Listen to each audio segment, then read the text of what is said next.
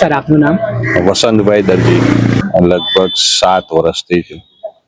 Celebrate એટલે કુટુંબના પરિવારના સભ્યો જોડે તો સેલિબ્રેટ થાય જ નહીં. પહેલી વસ્તુ એ કે ખાખી પહેરી એટલે કુટુંબ પરિવાર બધું સાઈડમાં જ મૂકી દેવું પડે.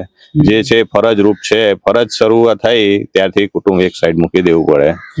ખાખી એ જ અમારો પરિવાર, પોલીસ સ્ટેશન એ જ અમારો પરિવાર, એ જ અમારું બધું.